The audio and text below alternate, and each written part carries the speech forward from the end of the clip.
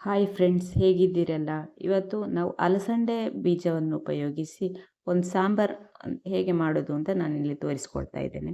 ಫಸ್ಟಿಗೆ ನಾನು 2 ಅವರ್ ಇಲ್ಲಿ ಅಲಸಂದೆ ಬೀಜವನ್ನು ನೆನೆಸಿಟ್ಟಿದ್ದೇನೆ. ನೀವು ಬೇಕಿದ್ದರೆ ಓವರ್ ನೈಟ್ ಕೂಡ ನೆನೆಸಿಡ್ಬೋದು. ಇವಾಗ ಒಂದು ಕುಕ್ಕರಿಗೆ ಹಾಕಿ ಒಂದು 3 ವಿಶಿಲ್ ಬರಿಸ್ತೇನೆ. ಓವರ್ ನೈಟ್ ನೆನೆಸಿಟ್ಟರೆ 1 ವಿಶಿಲ್ ಸಾಕು. ಇಲ್ಲಿ ನಾನಿನ್ನು ಮಸಾಲೆ ರುಬ್ಬಲಿಕ್ಕೆ ಇಲ್ಲಿ ಅರ್ಧ ನೀರುಳ್ಳಿಯನ್ನು ತೆಗೆದುಕೊಳ್ತಾ ಇದ್ದೇನೆ. ಅನಂತರ 3 ಎಸಳು ಬೆಳ್ಳುಳ್ಳಿಯನ್ನು ಸೇರಿಸ್ತಾ ಇದ್ದೇನೆ. ಇನ್ನೊಂದು ಚಿಕ್ಕ ಪೀಸ್ ಶುಂಠಿಯನ್ನು ಇದಕ್ಕೆ ಸೇರಿಸ್ತಾ ಇದ್ದೇನೆ. ಇನ್ನು ಹುಣಸೆ ಹುಳಿಯನ್ನು ಸೇರಿಸ್ತಾ ಇದ್ದೇನೆ. ಶುಂಠಿ ಆಪ್ಷನಲ್. ಇನ್ನು ತೆಂಗಿನಕಾಯಿಯನ್ನು 4 ಪೀಸ್ ಸೇರಿಸ್ತಾ ಇದ್ದೇನೆ. ಇನ್ನು 1 ಚಮಚ ಮೆಣಸಿನ ಪುಡಿ ಸೇರಿಸ್ತಾ ಇದ್ದೇನೆ. ಇನ್ನು 1 ಚಿಟಿಕೆ ಅರಶಿನ. ಇನ್ನು ಸಾಂಬಾರು ಪುಡಿ ಅಂದರೆ ಇದರಲ್ಲಿ ಕೊತ್ತಂಬರಿ ಮತ್ತು ಜೀರಿಗೆ ಮಾತ್ರ ಇರೋದು. ಇದು ನಾನು ಮನೆಯಲ್ಲೇ ಮಾಡಿಟ್ಟದ್ದು. ನೀವು ಅದೇ 1 ಸ್ಪೂನ್ ಕೊತ್ತಂಬರಿ, ಅರ್ಧ ಸ್ಪೂನ್ ಜೀರಿಗೆಯನ್ನು ಸೇರಿಸಿ ಈಗ ಚೆನ್ನಾಗಿ ಪೇಸ್ಟ್ ಮಾಡಿ ತರುವ.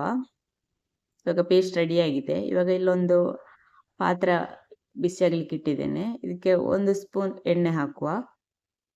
ಎಣ್ಣೆ ಬಿಸಿ ಆದ ನಂತರ ಅರ್ಧ ನೀರುಳ್ಳಿಯನ್ನು ಹಾಕ್ತಾ ಇದ್ದೇನೆ. ಅರ್ಧ ನೀರುಳ್ಳಿ ಮಸಾಲೆ ರುಬ್ಲಿಕ್ಕೆ ಹಾಕಿದೆ, ಅರ್ಧ ಇಲ್ಲಿ ಒಗ್ಗರಣೆಗೆ ಸೇರಿಸ್ತಾ ಇದ್ದೇನೆ. ಇನ್ನು 1 ಟೊಮೆಟೊವನ್ನು ಇದಕ್ಕೆ ಸೇರಿಸುವ.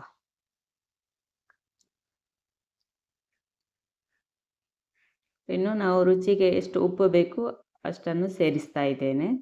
ಅಲ್ಲಿ ಅಲಸಂದೆ ಬೀಜಕ್ಕೆ ಉಪ್ಪು ಹಾಕಲಿಲ್ಲ. ಇವಾಗ ಟೊಮೆಟೊ ಸ್ವಲ್ಪ ಸಾಫ್ಟ್ ಆಗಿದೆ. ಇವಾಗ ರುಬ್ಬಿಟ್ಟಂತಹ ಮಸಾಲೆನ ಇದಕ್ಕೆ ಸೇರಿಸ್ತಾ ಇದ್ದೇನೆ.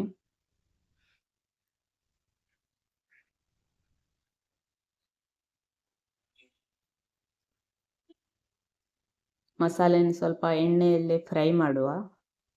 ಈ ಥರ ಮಾಡೋದ್ರಿಂದ ಸಾಂಬಾರು ತುಂಬ ಟೇಸ್ಟಿಯಾಗಿ ಬರ್ತದೆ.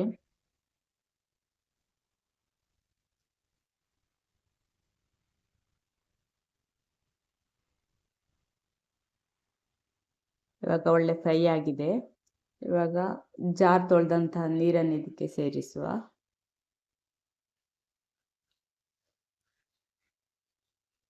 ಇನ್ನು 1 ಕುದಿ ಬಂದ ಕೂಡಲೇ ಬೇಯಿಸಿಟ್ಟಂತಹ ಅಲಸಂದೆ ಬೀಜವನ್ನು ಇದಕ್ಕೆ ಸೇರಿಸುವ. ಇನ್ನು ನೀರು ಎಷ್ಟು ಬೇಕು ನಿಮಗೆ, ಯಾವ ಥರ ಬೇಕು ಆ ಥರ ಮಾಡಿ ಹಾಕಿ ನೀರು. ಇನ್ನು ಒಂದು ಒಳ್ಳೆ ಕುದಿ ಬಂದರೆ ನಮ್ಮ ಅಲಸಂದೆ ಬೀಜದ ಸಾಂಬಾರು ರೆಡಿ. ಇದನ್ನು ನೀವು ರಾಗಿ ಮುದ್ದೆ ಜೊತೆ, ಅನ್ನದ ಜೊತೆ ಅಥವಾ ಚಪಾತಿ, ಪೂರಿ ಯಾವುದರ ಜೊತೆ ಸಹ ತಿನ್ಬೋದು. ನೀವು ಸಹ ಮನೇಲಿ ಟ್ರೈ ಮಾಡಿ ನೋಡಿ, ಹೇಗಾಗಿದೆ ಅಂತ ಕಮೆಂಟ್ ಮಾಡಿ ತಿಳಿಸಿ.